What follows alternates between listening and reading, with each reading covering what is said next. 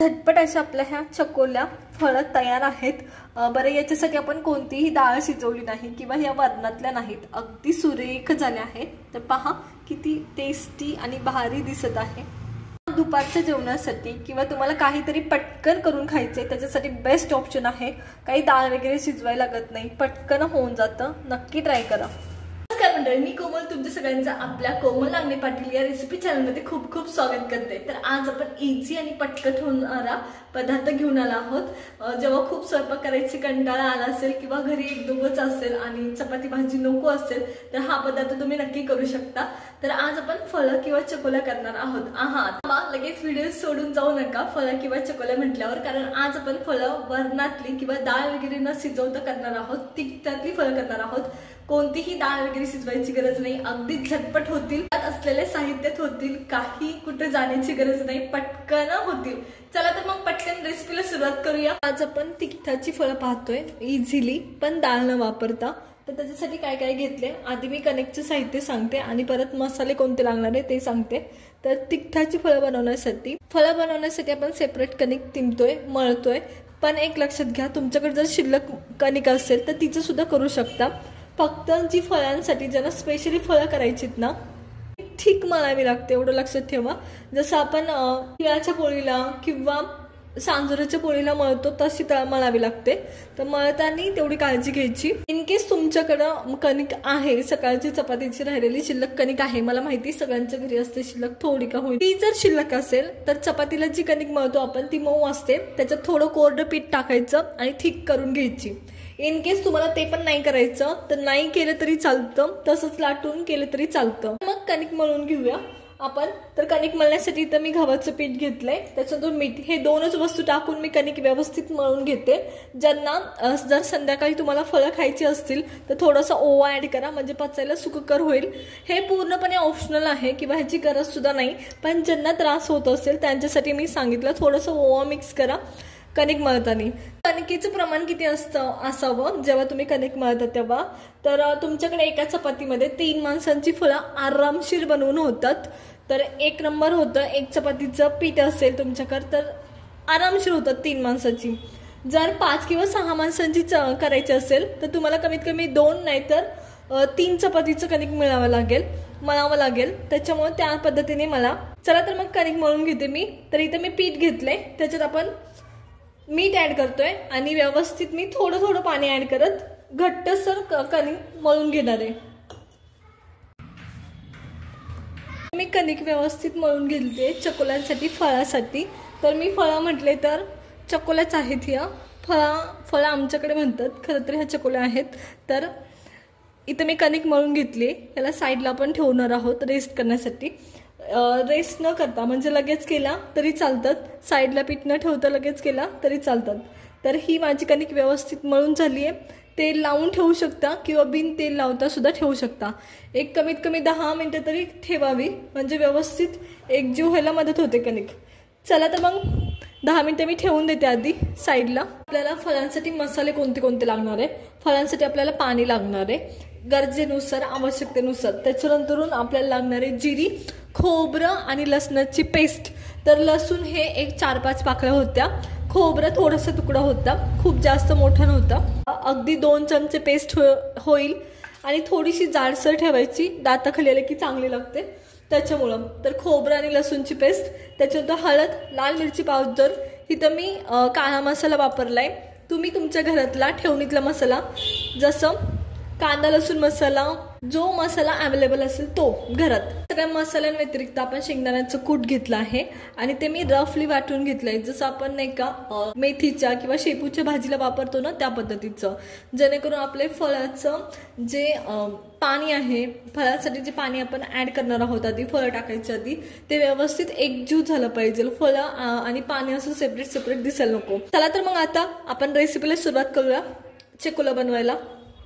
चकोल्या बनवण्यासाठी मी इथं तेल घेतले, ते व्यवस्थित गरम झालंय आणि आपण त्याच्यात जिरी टाकतोय। तुम्हाला हवं असेल तर मोहरी आणि कढीपत्ता टाकला तरी चालेल। मी दोन्ही गोष्टी नाही टाकलेल्या, दोन्ही पण ऑप्शनल आहे, पण एक्स्ट्रा चव येण्यासाठी तुम्ही ऍड करू शकता, पण ते पूर्णपणे ऑप्शनल आहे। तुम्हाला हवं असेल तर टाका, तसं तर काही गरज नाही।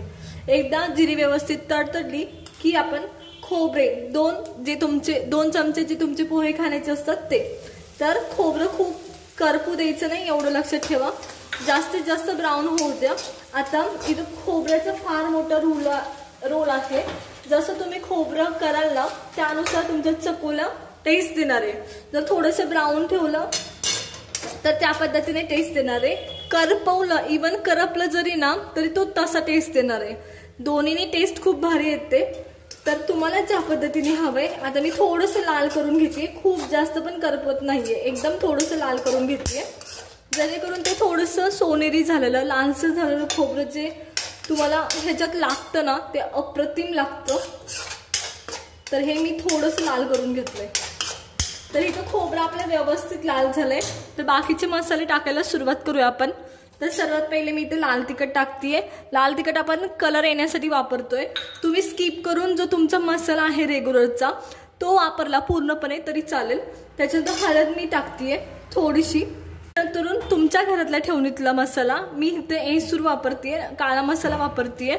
तुम्ही तुमच्या घरात अवेलेबल असेल तर हा, नाहीतर तुमच्या घरात जो ठेवणीतला मसाला तुम्ही दररोजच्या भाजीसाठी वापरता तो.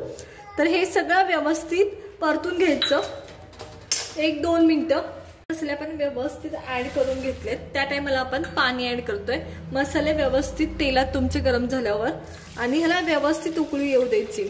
आता एक गोष्ट लक्षात घ्या, पाणी शक्यतो थोडं जास्त ऍड करायचं जेणेकरून त्याच्यासोबत जी भाजी असते ना फळं खाताना त्याची टेस्ट भारी येते. हा नियम तुमच्या वरणाच्या फळाला सुद्धा लागू होतो. जर ते थोडंसं रसाळ असेल, जरा ग्रेव्ही टाईप असेल, थोडंसं पातळ असेल तर ते खाण्याची मजा वेगळी असते.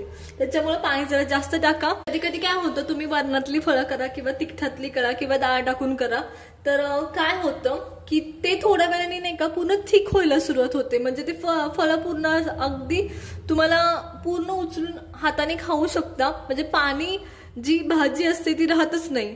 तर हा प्रकार पाऊण तासात किंवा अर्ध्या तासातच होतो फळांच्या बाबतीत. असं काय होऊ नये असं वाटत असेल तर थोडं पाणी जास्त टाका. आता हे पाणी टाकून आपण घेतलंय. ह्याला व्यवस्थित उकळी येऊ द्यायची आणि चवीनुसार मीठ ऍड करायचं. आधी मी खोबरं वाटताना लसूण वाटताना सुद्धा मीठ टाकलं होतं, त्यानुसार मी मीठ ऍड करून घेतेय. आता ह्याला एक व्यवस्थित चांगली उकळी येऊ द्यायची. याला उकळी आलीये आणि हीच भाजी किंवा तुम्ही वरणातली फळं करणार असाल तर ज्यात मधली तुम्ही फळं करणार आहे ती भाजी, ते वरण, ते डाळ आधी बनवणं जास्त महत्वाचं आहे. कारण उकळत्या पाण्यातच तुम्हाला चकोल्या फळं टाकता येतात. तर चला, चकोल्या किंवा फळं, आमच्याकडे फळं म्हणतात त्याच्यामुळे सारखं तोंडात फळं येते. तर याला आता उकळी येणार आहे. त्याच्या आधी आपण शेंगदाण्याचं कूट ऍड करायचं राहिलं होतं तर मी ऍड करून घेते. आणि चला आता आपण चकोल्या किंवा फळं बनवायला सुरुवात करूया.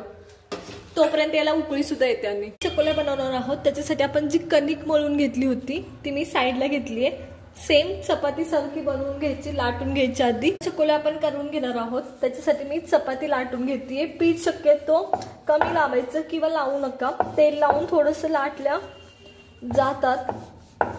तेल लावून सुद्धा लाटू शकता. थोडंसं तेल लावा, तेलाचा हात लावा आणि लाटा.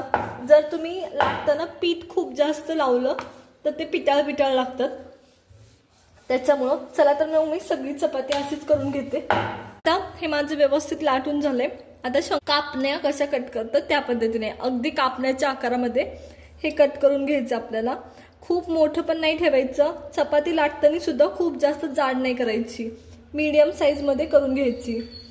चला तर मग मी करून घेते, कापून घेते सगळ्या चकोल्या. सगळं उभ्या लाटून झाल्यात. आता थोडंसं कापण्यासारखा शेप यावा, शंकरपाळ्यांसारखा शेप यावा या पद्धतीने. चला तर मग मी करून घेते असंच. माझी सगळी फळं एकदम डायमंड शेपमध्ये म्हणजे शंकरपाळ्यांच्या शेपमध्ये व्यवस्थित कट करून झालेत. ते आता आपण उकळत्या पाण्यात ऍड करणार आहोत. तर आपण जी चकोल्यांसाठी किंवा फळांसाठी जी भाजी केलती त्याला व्यवस्थित उकळी आली आणि आता ऍड करायचं.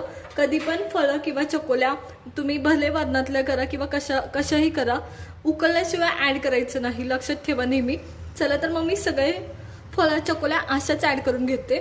सगळी चकोल्या फळं आपण ऍड करून घेऊया. तर मी सगळी फळं चकोल्या ऍड करून घेते. राहिलेली जी कणिक आहे माझी त्याची सुद्धा फळं आणि चकोल्या करून मी ह्याच्यात ऍड करून घेणार आहे. चला तर मग समजा तुमची एक चपातीची फळं ॲड करून झाले तर तुम्हाला गॅस बारीक करायचा आहे, नाहीतर काय होतं की आधी टाकलेली फळं आहेत ना ती खूप ओव्हर कुक होतात आणि अगदी त्याचं काला झाल्यासारखं होतो।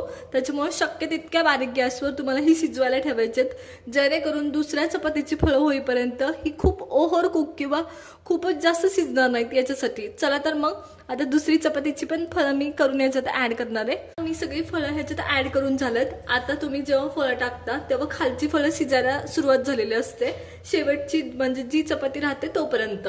तर आता कमीत कमी आपल्याला 10 ते 15 मिनिटं व्यवस्थित शिजवून घ्यायचे, व्यवस्थित शिजली पाहिजे, नाहीतर बाकीचा त्रास काहीतरी होईल त्याच्यामुळं। खूप वेळा काय होतं की आपल्या घरात भाजी वगैरे एखादी शिल्लक असते किंवा डाळ शिल्लक असते, तर हा या रेसिपीचा भाग नाहीये, तरी पण मी तुम्हाला सांगते ती शिल्लक राहिलेली भाजी तुमची वेस्ट जाऊ नये म्हणून किंवा ती डाळ वेस्ट जाऊ नये म्हणून तुम्ही ह्याच्यात ॲड केली तर त्या भाजीची टेस्ट याला येते, एवढं लक्षात घ्या। पण हा मी नुसता तुम्हाला पर्याय सुचवला आहे। अशी फळं खाण्यासाठी कोणतीही भाजी किंवा काही डाळ वगैरे ॲड करायची गरज नाही, पण मी शिल्लक असेल ती वाया जाऊ नये म्हणून ह्याच्यात ॲड केली तर चालते असं सांगितलं। तर चला ह्याला एक 10 मिनिटं वाट पाहूया आपण। हवं असेल तर तुम्हाला ताट झाका याच्यावरती, नाही झाकलं तरी व्यवस्थित शिजतात। तर चला व्यवस्थित शिजून घ्या। आता एक गोष्ट लक्षात घ्या, तुम्ही जेव्हा फळं कापता तेव्हा छोट्या आकारात कापायचे असतात, कारण शिजलेली फळं ही बऱ्यापैकी मोठी होतात। पहा, शिजून घेऊया पटकनी एक 10 मिनिटासाठी। आपला चकोला एकदम व्यवस्थित तयार झालाय आणि मी तुम्हाला थिकनेस दाखवते। तर ह्या चकोल्या पूर्ण हलवून घ्यायच्या आणि तुम्हाला दिसतंय का बरंचसं पाणी आहे याच्यात अजून, हे आपल्याला असंच पाहिजे। तुम्ही जर खूप जास्त पाणी आटवत गेला तर हे थंड झाल्यावर अगदी ते थिक होतं, खूप थिक होतं। म्हणजे चकोल्यामध्ये रस असं नावाचं काही प्रकार राहत नाही, भाजी नावाचा किंवा डाळीतल्या करत असाल म्हणजे वरणातल्या करत असाल तर वरणाचा काही प्रकार राहत नाही। तर तुम्हाला दाखवते या पद्धतीने तुमच्या चकोल्यांच्या भाजीचा थिकनेस असायला पाहिजे, जेणेकरून ते टेस्टी लागेल। चकोल्या एकदम व्यवस्थित झाल्यात, खाली चिटकू पण नाही दिलेला मी, एकदम छान सुंदर झाल्यात।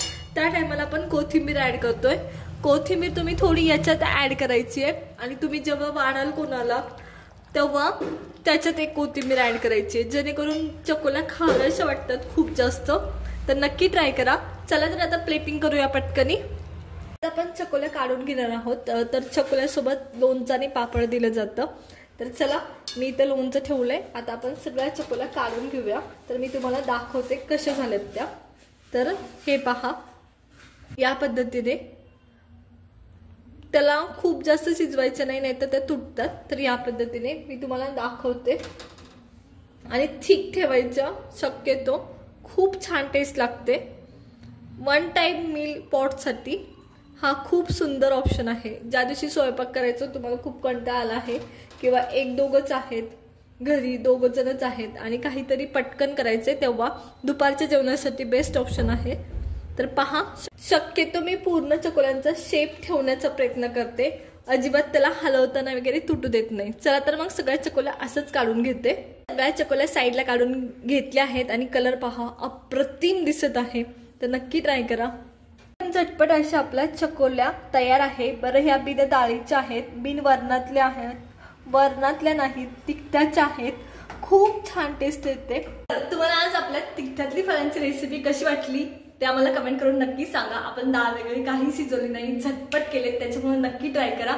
जर तुम्हाला आमची रेसिपी आवडत असतील तर त्याला लाईक करा, शेअर करा आणि सबस्क्राईब करा आणि तुमचं याच्यावर मत व्यक्त करा की तुम्हाला कशा वाटल्या, की तुमच्याकडे ह्याच्या व्यतिरिक्त वेगळं काय करतात किंवा आणखी काही ऍड करतात का ह्या फळांमध्ये, हे सुद्धा मला कमेंट करून सांगा।